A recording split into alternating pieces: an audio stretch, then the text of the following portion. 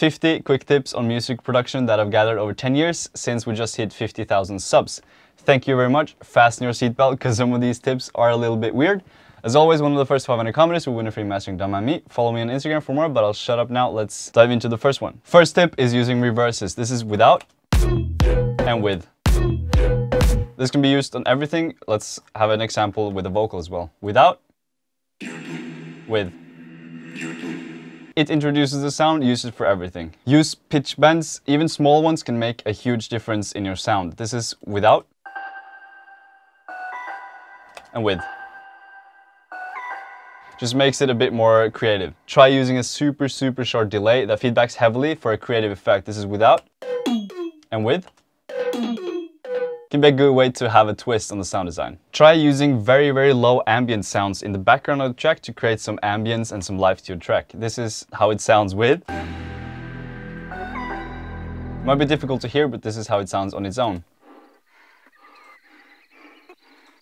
Just adds a different character, and you can try using different effects for different vibes. For build-ups, try staying on the last chord of the verse so that you really build up some tension.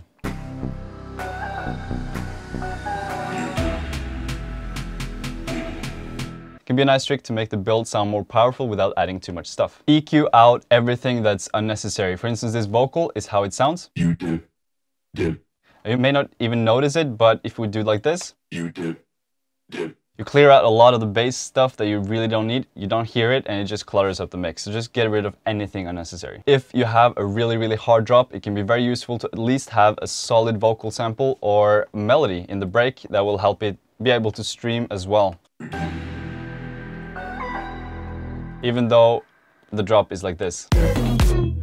Which is one of the key factors why this track still has quite a lot of streams, even though it's a very heavy club track. Find a very specific niche for the track. So this is IDP Dip, super specific. Another track, I Don't Speak French, has a very recognizable vocal sample. Just make it stand out in some way because the market is so cluttered. So try and find one thing that the track kind of stands on. If you're making a track that's meant for the clubs or the festival, make sure that the sub note doesn't hit like a C or something, because that will either be too low or too high. I've found that the golden range is probably between a D sharp and a A. The next tip is Diva. If you don't know it, if you haven't tried it, please do. I think it's one of the best synthesizers out there right now. If you want a really heavy squashed mix, try and distort everything just a little. For instance, even the vocals here, without and with. It doesn't distort that much, but it squashes the headroom, so it makes it easier for a more squeezed together track, if that makes sense. For the kick to punch through better, you can try using a short white noise into it, like this. This is how it sounds with the kick. Don't really hear it in the entire mix, but it helps the kick pop out a bit more. A bonus tip there is to use a cowbell that you really shorten and you pitch it to the right key of the kick and you EQ it out, and it can help the kick punch through even more. Okay, this is a huge one. Bounce samples from every song that you finish. And you're going to be thanking your former self because it's going to help your workflow so much. Another tip is to save every preset that you think sounds nice and you've modified a bit. Just everything helps your workflow. And next tip is to download all my sample packs. They're free and I like them. I hope you do too. To make your track sound more as a whole, when you sidechain, try using the same curve on everything. You don't have to have the same percentage, but having it flow and pump in the same way can really help your track flow more nicely. Try beat crushing things a bit too much. For instance, this one and without. Sometimes it can be a cool creative effect. This is an early project file of the song, so I don't have it yet here, but having, for instance, the main drop lead filtered out and gradually coming in can be a really effective trick to make your listener more familiar with the drop before it hits. It's a very common trick, but use it. Use reference songs. If you're making a track and you have a sound that you're going for, just drag that song into the FLP, see where you're missing, see where you can do, and it's just an easy way to compare and find out what your track is missing. Try learning an instrument. It can help a lot with chords and melodies. Collaborate with as many people as you can, because your solution probably isn't always the best, I've found at least. And when you follow tutorials online, it's a good thing to copy what they're doing and so forth, but I think it's very important to get in a lot of hours of just experimenting. A lot of my best sounds have come from just fails, pretty much. Like the IDP dip sound, totally random. You can check out the making of here, by the way. On that note, and of reference tracks, try studying the arrangement of other songs. See where they have breaks, where they have build-ups, where they have pre-choruses, and what they do after the drop. Just studying songs can give you a lot of valuable insight into your own songs. On that note, check out what other bigger DJs are playing and check out the live streams, see how the crowd is reacting to different stuff. That's going to help a lot as well. Because I'll open up a new project where I'm going to go through some more tips. This is having a recognizable sound in every song that you make. For instance, I have this before every drop. French adieu. It might not always fit perfectly, but I think it's important to have something that the listener will notice. A kind of different tips on vocal mixing is using a transient master. For instance, on this vocal, I've taken down the sustain a little bit so that the words are a bit shorter and stackier, which is something that I wanted. So this is without. I came Paris, I wanted to see. And with. I came Paris, I wanted. Just a bit more choppy, which I liked. Another tip is taking out resonances, which is super short, deep notches into areas that you don't like. For instance, on the vocal, I've done this. I came Paris. If we boost this. I came Paris. Just nasty to the ear, and I didn't like that. So yeah, I removed it.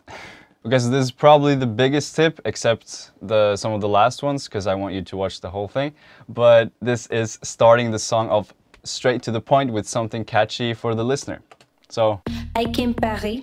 Just starts right away, which is something I try to do with every song, have something recognizable instantly. Don't be afraid to put some samples a little off timing to get some more groove and swing into this. For instance, I've put the claps a little before here. Yeah.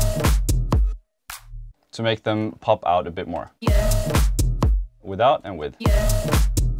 It just makes it more interesting to the ear. When you do your delays, try making them dotted instead of regular. It can make for a more interesting rhythm. So this is how that sounds. Adieu. Just makes it a bit more interesting. Try using distorted noise, not just white noise, but actual distorted noise. This is how that sounds, for instance. If you layer that on top of a lead or something, it can give it a bit more crispy feeling. Try putting some crowd noise in your track, just really low in the background, but it can add some ambience. So here I've just cut it in between the lead layer, so you don't hear it that much, but it adds some extra ambience on top of the lead. A tip on reverb is try to use the same space, same decay time on your elements. Even though you don't route them together, if you use the same space, it's going to sound more fluent, it's going to sound more as a whole, it's going to sound more glued. Try compressing stuff in buses. It can also help making the track glued together better. For instance, I have a lot of kick layers that are going into one compressor. It just makes it a bit more of a whole. You can also try using like a brickwell limiter to really make things squeeze together. Towards the end of every part of your drop, for instance, you can try having something that pitches up. And for instance, I've used this here, a ride. You can't really hear it in the drop. I don't speak French, adieu. But it just keeps that momentum going, and you just wait for the next part every single time. It just helps keeping the groove together. And speaking of flow in the drop, it's very useful, especially when making like club festival music, to have it in separate A and B parts. For instance, this is the A part, and then the B part introduces some drums. And then you go back to not having that. It can be a very useful way to make your track sound a bit less random and crazy. A super general tip, but just try and be creative with what you use. For instance, these are some pots and pans that I found and recorded.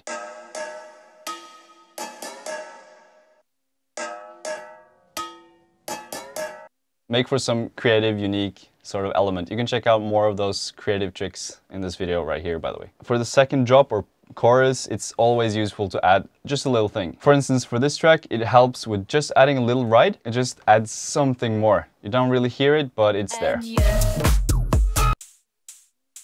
Very short, but it just helps make the second drop a bit more uplifting. Again, diva.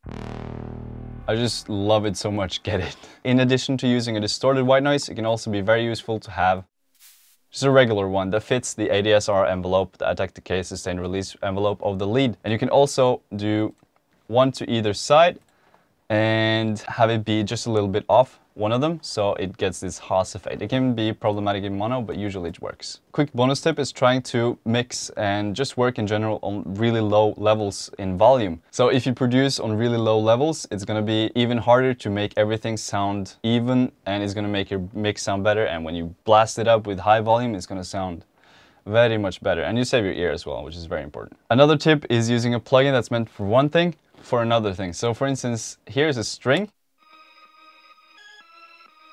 but I put a vocoder on it and it sounds like this. This can be a bit of a creative thing to try out, and sometimes you're lucky. Another project, more tips. This one is using your own voice for doing just random stuff, or it can even turn into a song sometimes.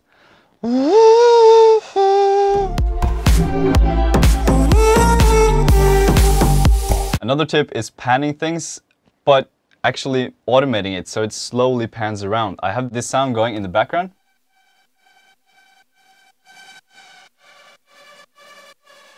Just slowly panning between either side. It's going a bit back, it's going a bit in, but it just helps keeping things interesting. You won't really notice it, but it's there and it adds some effect. Next tip is try and challenge yourself when you're making melodies. I have a video on that here, but for instance in Strangers Do, the melody starts